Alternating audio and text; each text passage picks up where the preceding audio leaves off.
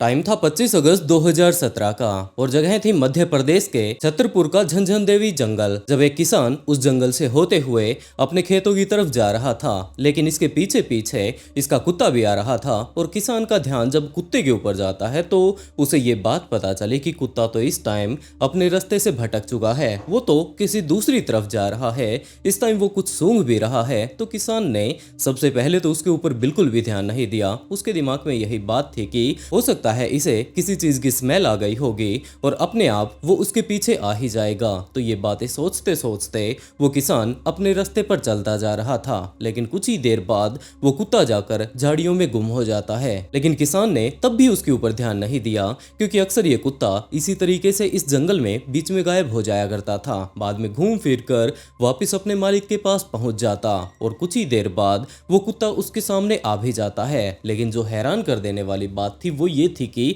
इस टाइम वो कुत्ता अपने मुंह में कुछ एक चीज दबा कर ला रहा था। पहले तो किसान इस चीज को लेकर कंफ्यूज कि आखिरकार इसे क्या मिल गया, और जैसे जैसे वो कुत्ता उसके पास आने लगता है तब किसान को वो सारी की सारी चीजें बिल्कुल साफ साफ नजर आने भी लगती हैं और वो खुद जाकर अपने कुत्ते को संभालने लगता है। जब वो उसके पास पहुंचा तब उसे ये बात पता चली कि इस टाइम उसके कुत्ते ने एक इंसानी हाथ खोज निकाला है। ये हाथ काफी ज्यादा बुरी कंडीशन में है, काफी हद तक ये इस टाइम डिकम्पोज हो चुका है, लेकिन इसे इस बारे में कोई अंदाजा नहीं कि ये इसे कहां से उठा कर ले आया। तो परेशान हालत में वो वापस अपने गांव जाता है। गांव के प्रधान को बताने लगता है कि आज तो वो अपने खेत में ही जा रहा था और बीच रास्ते में उसके साथ कुछ ऐसा ऐसा हुआ। तो ग्राम प्रधान ने तुरंत पुलिस के पास कॉल कर दिया और पुलिस ऑफिसर्स उसी जंगल में जा पहुंचते हैं। उस किसान ने एक एक बात पुलिस ऑफिसर्स को बताई कि वो यहाँ से होकर जा रहा था और यहाँ पर पहुंचने के बाद उसका कुत्ता वो हाथ उसके पास ले आया था। तो पुलिस ऑफिसर्स उसके आसपास का जितना भी एरिया था वो सारा का सारा छान मारना शुरू करते हैं और लगातार इसी तरीके से काफी सारे और भी शरीर के टुकड़े अब लगातार पुलिस के हाथ लगते जा रहे थे। पुलिस ने वो सारे के सारे टुकड़े और हड्डियां एक जगह पर इकट्ठा करना शुरू कर दिया। काफी सारे इंसानी मांस के ऐसे टुकड़े थे जिनके ऊपर इस टाइम मांस लगा हुआ था। काफी हद तक वो डिकम्पोज हो चुके थे। काफी सारों के अंदर तो इस टाइम साफ साफ हड्डियां देखी जा सकती थी। लेकिन जैसा कि अब ये हड्डियां लगातार इकट्ठी होती जा रही थी, इनका एक स्ट्रक्चर बनाने की कोशिश की जाती है और तब जाकर पता चला कि ये किसी एक इंसान की नहीं जबकि दो लोगों की है। इसके अलावा यहाँ आसपास में काफी सारा और भी इंसानी सामान मिलता है, जैसे कि वो लोग अपने साथ इकट्ठा करके पुलिस स्टेशन लेकर जाते हैं और आगे इस केस के ऊपर छानबीन करने लगते हैं। और इसी टाइम दो परिवार ऐसे मौजूद थे जिनके की बच्चे इस टाइम वापस उनके घर पर नहीं पहुंचे थे। एक थी साक्षी जो कि वहीं के पास के एक कॉलेज में पढ़ा करती थी और इस टाइम वो बीएससी फाइनल ईयर की स्टूडेंट थी। और इसके अलावा उसके साथ पढ़ने वाला एक मोनू नाम का भी लड़का गायब हो चुका था। इन दोनों ही परिवारों के लोगों को इस बारे में काफी अच्छे से पता था कि ये दोनों ही लड़के और लड़की आपस में काफी ज्यादा प्यार करते हैं। काफी बार इन्होंने अपने घर वालों को ये बात बोली है कि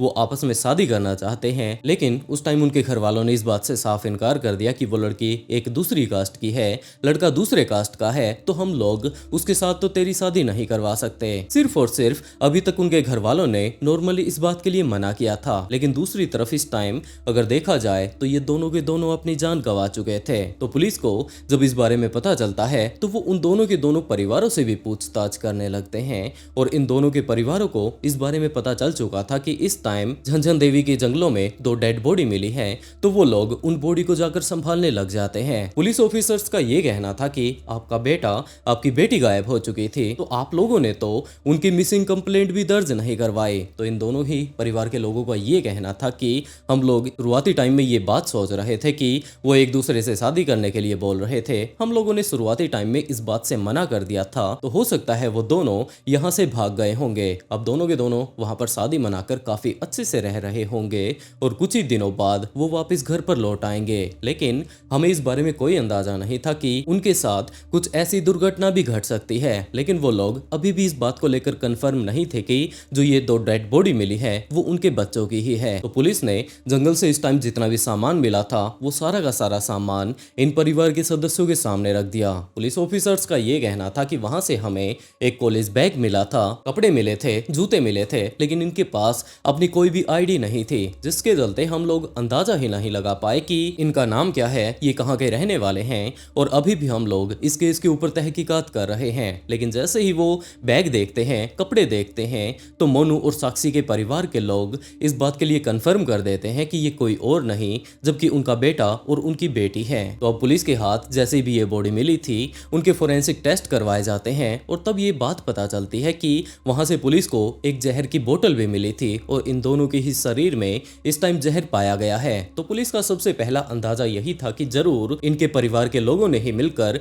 इनकी जान ले ली होगी। हो सकता है इन्होंने अपनी इज्जत बचाने के लिए इन्हें काफी ज्यादा बेरहमी से मार डाला होगा, वहां पर जंगल में ले जाकर उन दोनों को ही जहर दे दिया। तो पुलिस इस तरीके से भी इस परिवार के ऊपर तहकीकात करने लगती है, लेकिन परिवार ने इस बात से साफ इनकार कर दिया कि हम लोगों ने इनकी जान नहीं ली, हम तो सिर्फ और सिर्फ अपनी इज्जत बचाने के लिए अभी तक पुलिस स्टेशन नहीं गए थे। लेकिन ऑफिसर्स का ये कहना था कि इनके पास से जहर की बोतल मिली है, ये लोग ये ऐसा नहीं चाहते थे कि इनका बेटा और बेटी इस तरीके से शादी कर ले। तो अभी तक जाकर इन्होंने पुलिस में कंप्लेंट भी नहीं की थी, तो सस्पेक्ट की लिस्ट में इन्हें भी रखा जाता है। और अगले काफी दिनों तक जब लगातार इस केस के ऊपर कार्यवाही की जाती है, तो एक टाइम ऐसा भी आया जब इसके परिवार को सस्पेक्ट की लिस्ट से हटा दिया जाता है। लेकिन दूसरी तरफ इनके परिवार के लोगों का ये कहना था कि हमारे बच्चों के पास इस टाइम मोबाइल थे, आखिरकार उनके मोबाइल कहां पर गए। और पुलिस भी पिछले काफी दिनों से लगातार इनके मोबाइल को ट्रैक करने की कोशिश कर रही थी, लेकिन पुलिस का ये कहना था कि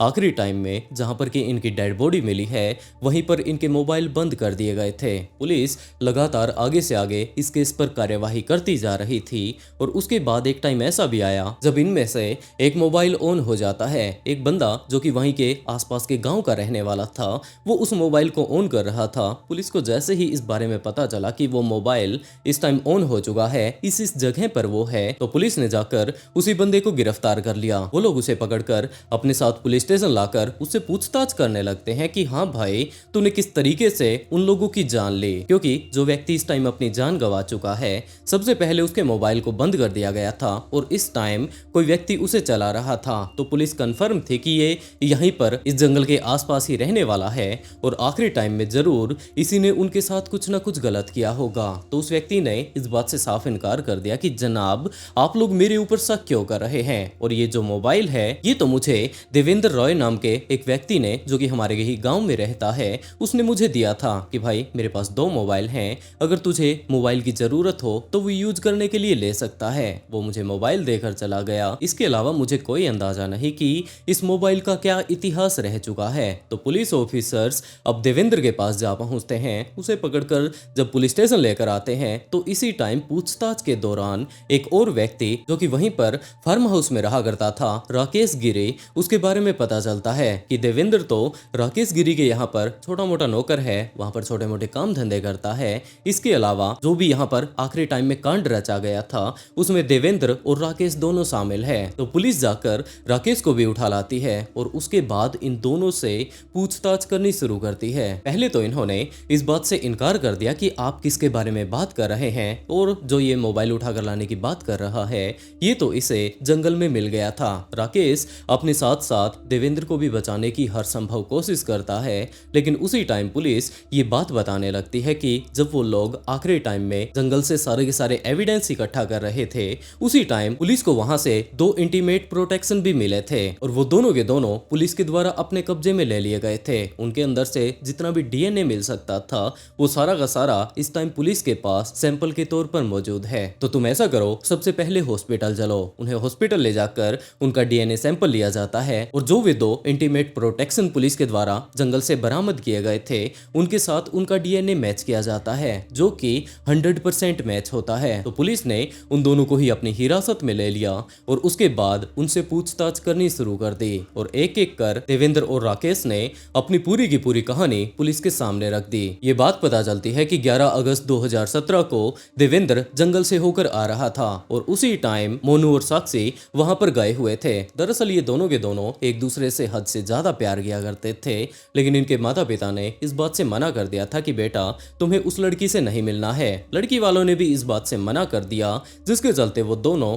अब यही बात कहा करते थे कि हम लोगों की ये घर वाले शादी तो नहीं करने देंगे। लेकिन वो दोनों ही एक दूसरे से काफी ज्यादा प्यार किया करते थे। तो सबसे पहले तो उन्होंने ये आइडिया लगाया कि क्यों न हम लोग चलकर किसी न किसी रूम को बुक कर लेते हैं, वहां पर हम अपना पर्सनल टाइम बिताएंगे।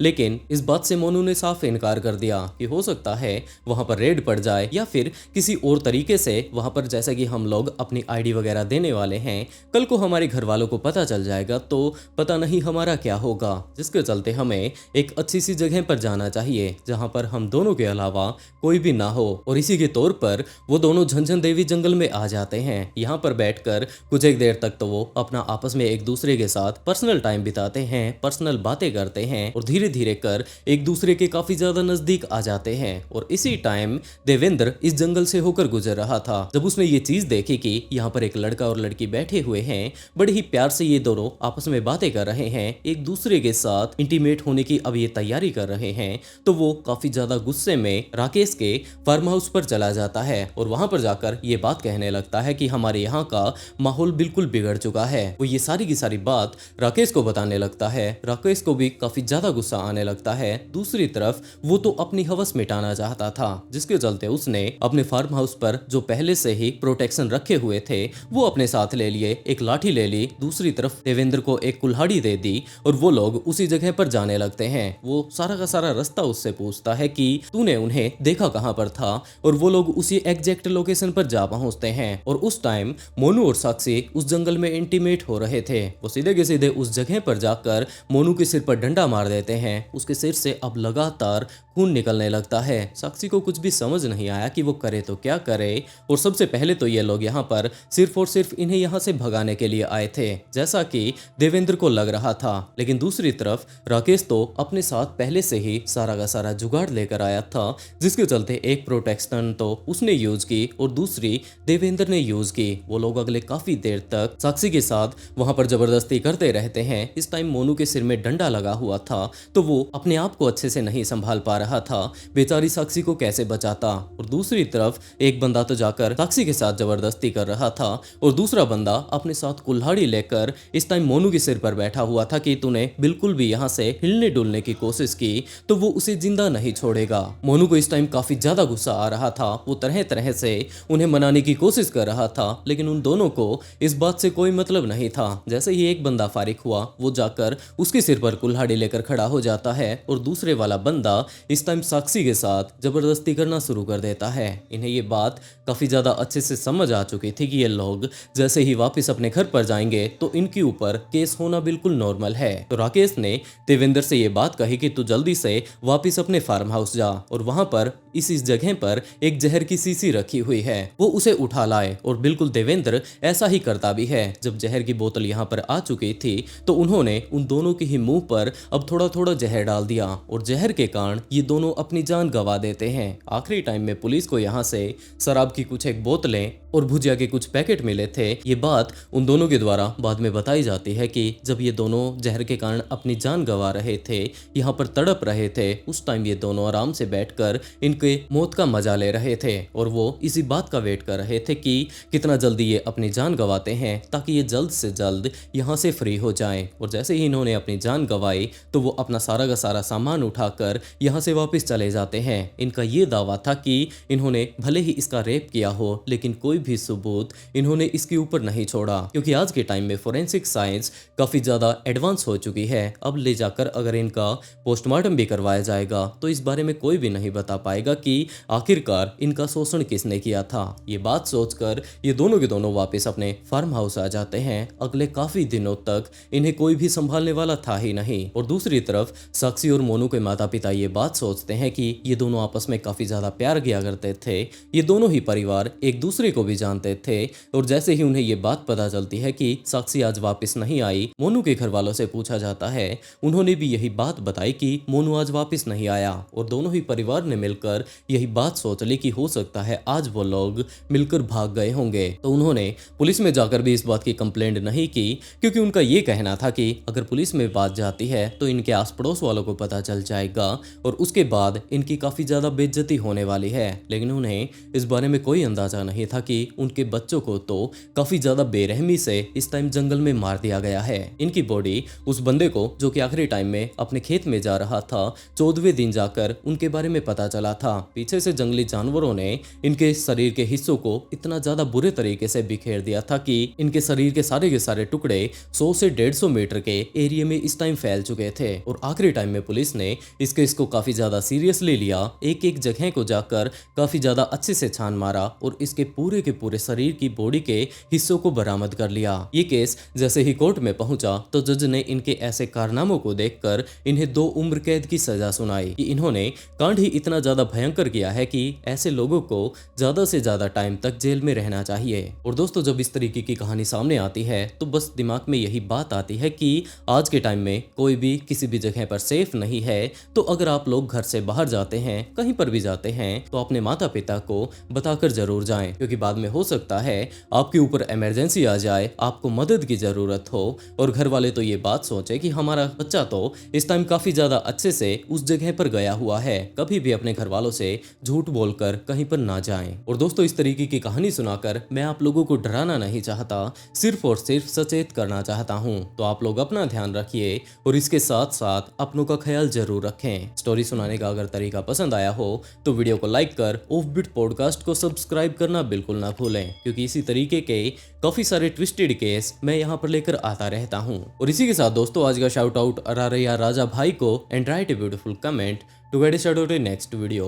बहुत जल्द मिलते हैं एक और नए ट्विस्टेड केस के साथ।